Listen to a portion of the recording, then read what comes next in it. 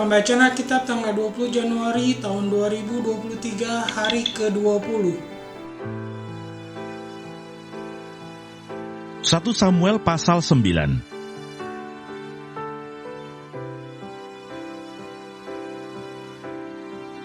Mereka bangun pagi-pagi, dan ketika fajar menyingsing, Samuel memanggil Saul yang ada di atas soto itu, katanya, "Bangunlah, aku akan mengantarkan engkau."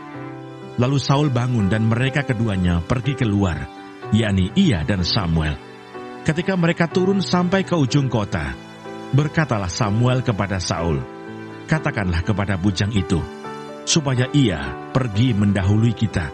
Tetapi berhentilah engkau sebentar, maka aku akan memberitahukan kepadamu firman Allah." 1 Samuel pasal 10.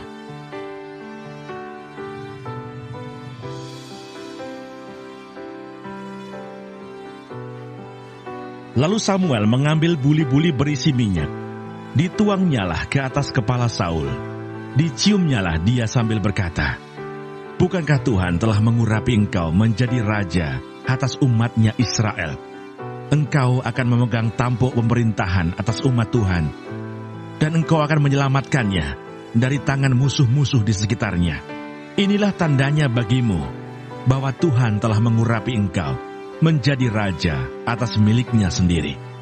Apabila engkau pada hari ini pergi meninggalkan aku, maka engkau akan bertemu dengan 2 orang laki-laki di dekat kubur Rahel, di daerah Benyamin, di Selsah. Mereka akan berkata kepadamu, 'Keledai-keledai yang engkau cari itu telah diketemukan,' dan ayahmu tidak memikirkan keledai-keledai itu lagi, tetapi ia khawatir mengenai kamu, katanya, 'Apakah yang akan kuperbuat untuk anakku itu?' Dari sana engkau akan berjalan terus lagi, dan sampai ke pohon Tarbantin Tabor. Maka di sana engkau akan ditemui oleh 3 orang laki-laki yang naik menghadap Allah di Betel. Seorang membawa 3 ekor anak kambing, seorang membawa 3 ketul roti, dan yang lain lagi sebuyung anggur. Mereka akan memberi salam kepadamu, dan memberikan kepadamu 2 ketul roti yang akan kau terima dari mereka. Sesudah itu engkau akan sampai ke Gibea Allah, tempat kedudukan pasukan orang Filistin. Dan apabila engkau masuk kota, engkau akan berjumpa di sana dengan serombongan nabi yang turun dari bukit pengorbanan dengan gambus, rebana, suling, dan kecapi di depan mereka. Mereka sendiri akan kepenuhan seperti nabi. Maka roh Tuhan akan berkuasa atasmu.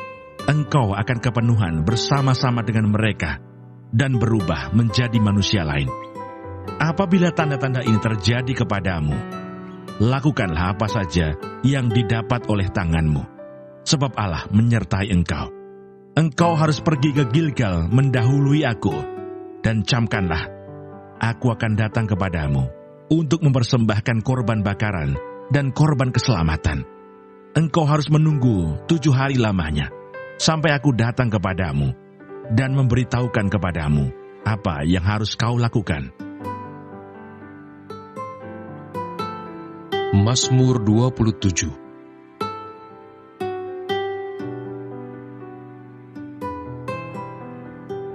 Aman dalam perlindungan Allah. Dari Daud. Tuhan adalah terangku dan keselamatanku. Kepada siapakah aku harus takut? Tuhan adalah benteng hidupku. Terhadap siapakah aku harus gemetar? Ketika penjahat-penjahat menyerang aku untuk memakan dagingku, yakni semua lawanku dan musuhku, mereka sendirilah yang tergelincir dan jatuh. Sekalipun tentara berkemah mengepung aku, tidak takut hatiku. Sekalipun timbul peperangan melawan aku, dalam hal itu pun aku tetap percaya. Satu hal telah kuminta kepada Tuhan, itulah yang kuingini, diam di rumah Tuhan seumur hidupku, menyaksikan kemurahan Tuhan dan menikmati bait-Nya. Sebab Ia melindungi aku dalam pondok-Nya. Pada waktu bahaya, Ia menyembunyikan aku dalam persembunyian di kemah-Nya. Ia mengangkat aku ke atas gunung batu. Maka sekarang tegaklah kepalaku, mengatasi musuhku sekeliling aku. Dalam kemahnya, aku mau mempersembahkan korban dengan sorak-sorai. Aku mau menyanyi dan bermazmur bagi Tuhan. Galatia pasal 2.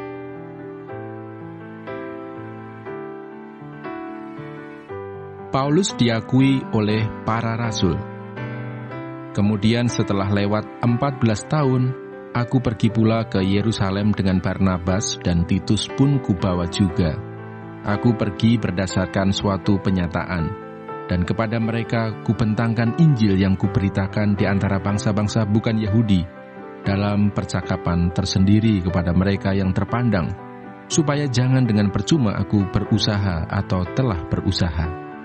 Tetapi kendatipun Titus yang bersama-sama dengan aku adalah seorang Yunani, namun ia tidak dipaksa untuk menyunatkan dirinya. Memang ada desakan dari saudara-saudara palsu yang menyusup masuk, yaitu mereka yang menyelundup ke dalam untuk menghadang kebebasan kita yang kita miliki di dalam Kristus Yesus, supaya dengan jalan itu mereka dapat memperhambakan kita. Tetapi sesaat pun kami tidak mau mundur dan tunduk kepada mereka, agar kebenaran Injil dapat tinggal tetap pada kamu. Dan mengenai mereka yang dianggap terpandang itu, bagaimana kedudukan mereka dahulu, itu tidak penting bagiku, sebab Allah tidak memandang muka. Bagaimanapun juga, mereka yang terpandang itu tidak memaksakan sesuatu yang lain kepadaku. Tetapi sebaliknya, setelah mereka melihat bahwa kepadaku telah dipercayakan pemberitaan Injil untuk orang-orang tak bersunat, sama seperti kepada Petrus untuk orang-orang bersunat, karena ia yang telah memberikan kekuatan kepada Petrus untuk menjadi rasul bagi orang-orang bersunat, ia juga yang telah memberikan kekuatan kepadaku untuk orang-orang yang tidak bersunat. Dan setelah melihat kasih karunia yang dianugerahkan kepadaku, maka Yakobus, Kefas, dan Yohanes yang dipandang sebagai soko guru jemaat berjabat tangan dengan aku dan dengan Barnabas sebagai tanda persekutuan, supaya kami pergi kepada orang-orang yang tidak bersunat dan mereka kepada orang-orang yang bersunat. Hanya kami harus tetap mengingat orang-orang miskin, dan memang itulah yang sungguh-sungguh kuusahakan melakukannya. Terima kasih. Tuhan Yesus memberkati. Amin.